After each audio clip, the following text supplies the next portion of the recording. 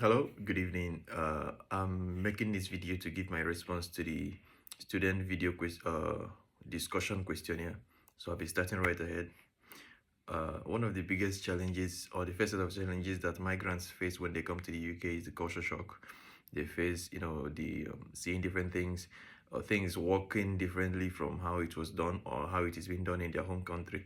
That first set of experience, even from the airport, is one of the biggest challenges they face. But the weather, the people, the way things are done here, the arrangement of things, it's one of the big wow that will come to any students when they first land, at the UK.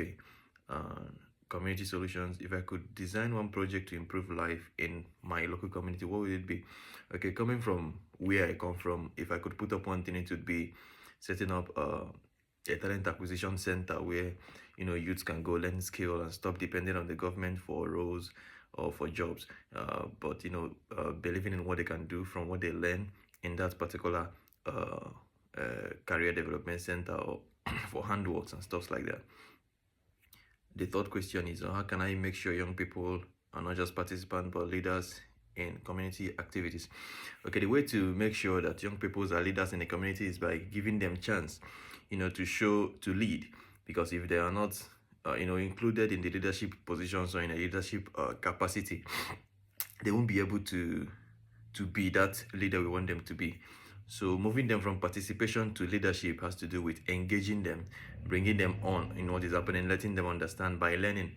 And the way they learn is by doing it. So engaging them is one of the things I would do to make sure that they're not just participants but also leaders. So the first question is scaling up. If a project works well in one town, how could we make it work in other towns or cities? Yeah, this is a problem of solution of bringing the case study from city A to city B. Yeah, we have to study what works or what is happening in that city, that the project is being, the modalities that is making the project function in city A, and then bringing the same modalities in city B. It may warrant us testing it out to see what works in city B, what the facilities we're going to bring in to make sure that the project works well to scale up. Yes, then the fifth question is measuring success. Sorry, I'm reading from my laptop. How would you know if a community project is successful? What should be measured? Yes, the key performance indicators in a particular project, it differs. If It all depends on what success looks like for that particular project. If a project, let's say, career development project, sorry, it's been worked on in a particular community, how we are going to know that it is successful, how we measure success on that particular project, is when careers are being developed, when the participants are now learning new things, they're now putting what they learned into practice. Then we should know that, okay, this project in this particular community is getting successful or is successful. Yeah. So the sixth one, keeping motivation. After a project finishes, how could we keep people motivated and involved? Okay, when a project finishes, then keeping it running will make the people or the participant to be motivated and involved. If you close up a project and everybody goes their way, it doesn't make sense. But when, example, in this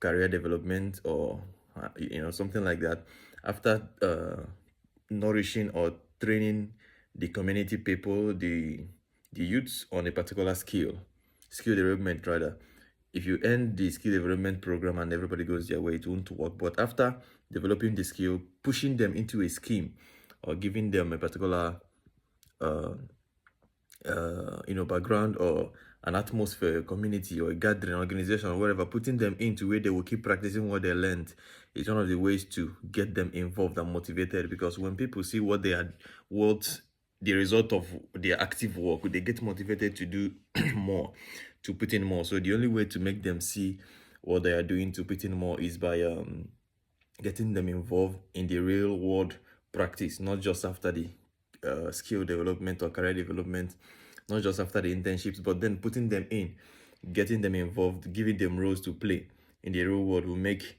them motivated. The seventh one is about partnerships. How do you think we should work with schools, councils, local groups, businesses. The best way to partner with these people is by involving, getting into partnership with the head unit of the schools, the councils, the local groups, and businesses.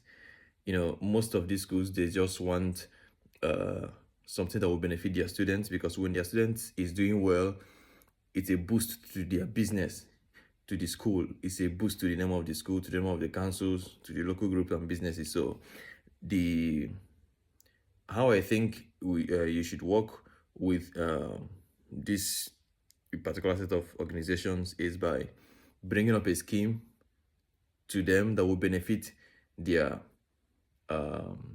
members or students or pupils in a way that will make the school name known, something like that. Creative idea. Imagine you are promoting community on. Imagine you are promoting a community project on TikTok, YouTube, social media generally. What would my idea be?